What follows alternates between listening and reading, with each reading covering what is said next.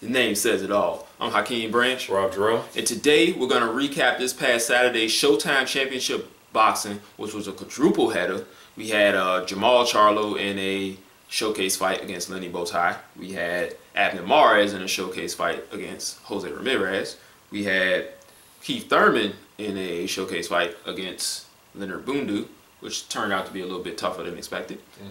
Then we had the main event, which was Amir Khan versus Devin Alexander, which on paper looked to be a very compelling and close fight. Which was supposed to happen last year? Yeah, which turned out to be a boxing clinic from Amir Khan. So, let's knock out those first two real quick. Bowtie, we knew nothing about this guy. I don't think anybody did. He did what he was supposed to do, come in there and get knocked out. And now Jermall Charlo is the mandatory to K9 Bundridge. Both Charlo brothers are pretty much just biding time until they get some title shots. And this is what happens, you know. I think they both had their opponents pull out. They both had higher profile. I think Jermell Charlo was supposed to fight Demetrius Andrade, which would have been a great fight. Yeah, he pulled out. So he fought somebody on the Showtime Extreme card, and Jermall was the opening fight of Showtime. That's it for that one. Second one, Abner Mares, Jose Ramirez. Thought Ramirez would be a little bit tough. He did land some good punches. Good while it lasted. Yeah, it was probably the most entertaining card of the night.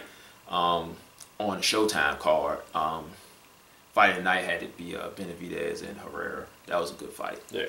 Regardless of the scorecards. Mares did what he was supposed to do. Knocked him down, I think, 3 times. Yep. Got him out of there. He called out all the big names. I don't think he called out Rigondeaux, though. No, I ain't no one called out Rigondeaux.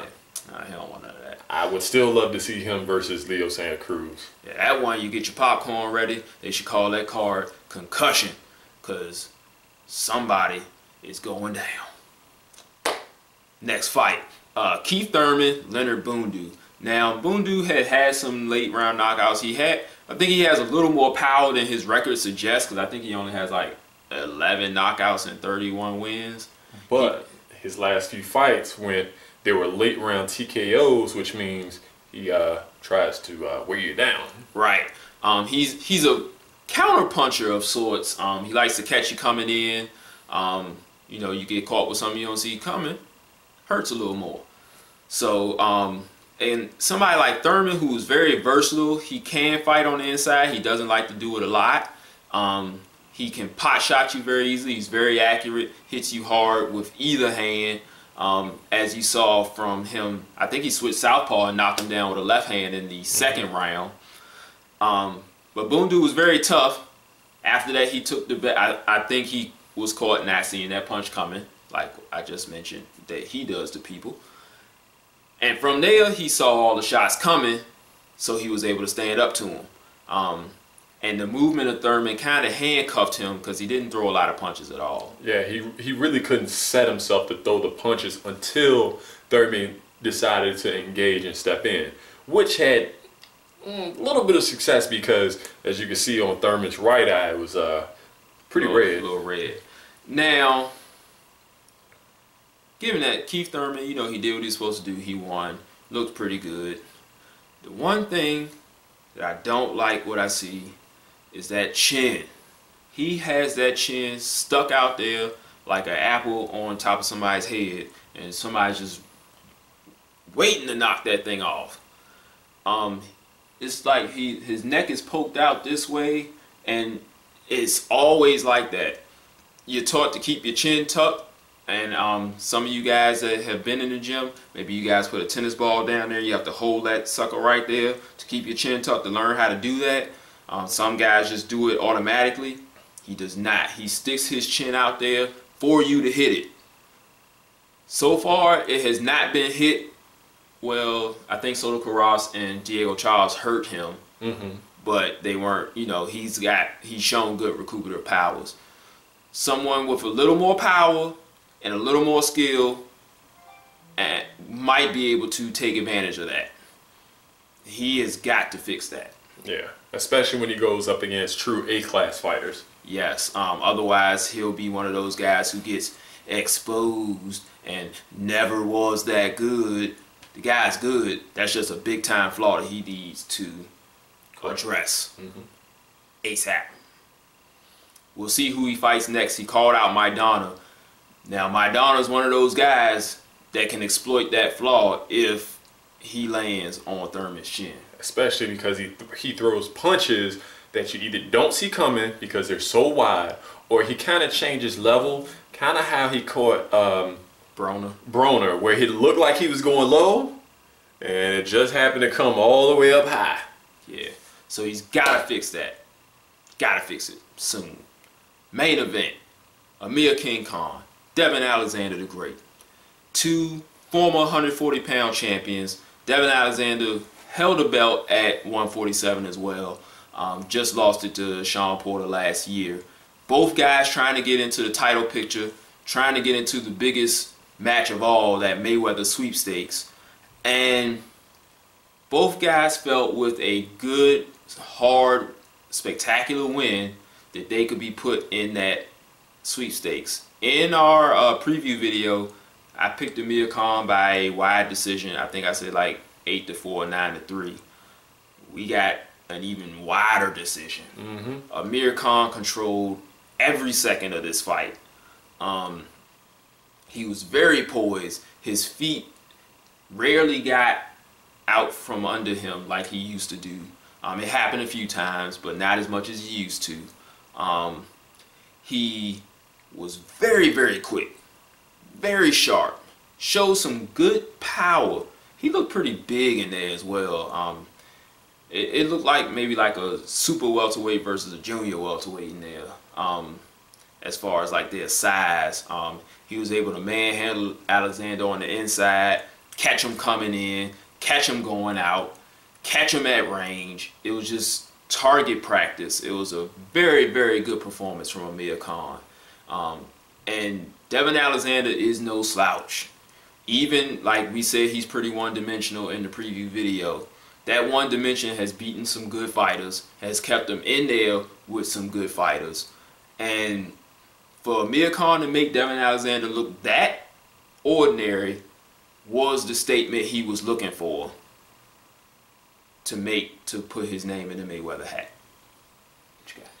So, like I said in the video, we picked Amir Khan pretty much because of his offensive prowess. He had great, he was just more athletic, more explosive, faster hands. Devin Alexander is fast and quick in his own right. It's just not that of Amir Khan. He would have had, as a counterpuncher, would have had to really catch him coming in, which he tried with that with the right hook over the top of Khan's jab. Right. Which could have been a little bit more successful. He really is not a power puncher. He hasn't had a knockout in like 4 years.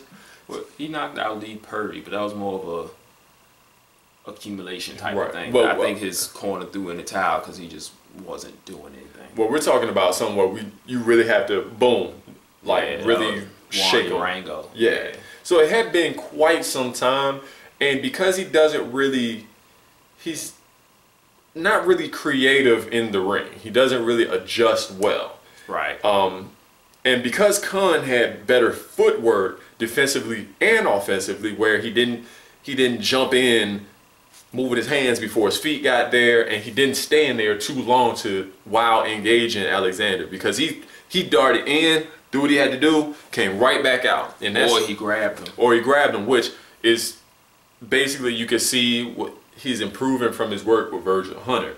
You have to give him kudos, both of them kudos, for working well together and becoming more successful in that aspect.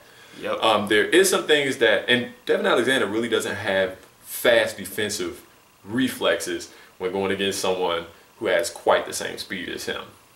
Yeah. But in my opinion, I think he could have drew Khan in a bit with better footwork by he kept stepping to the left, which kind of put him in line for Khan's right hand. Yeah, for Khan's right hand, which in my opinion, he should have stepped to the left and to the right. I'm sorry, to the right. And even Paulie Malignaggi mentioned this as well. Jab, step to the right, up, throw the hook. but bring him back in line with your left hand and throw it straight down the pipe.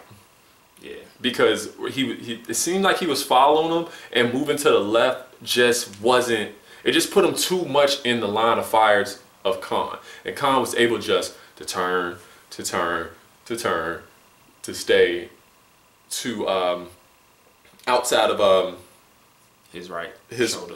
No, his right shoulder and right foot. Yeah.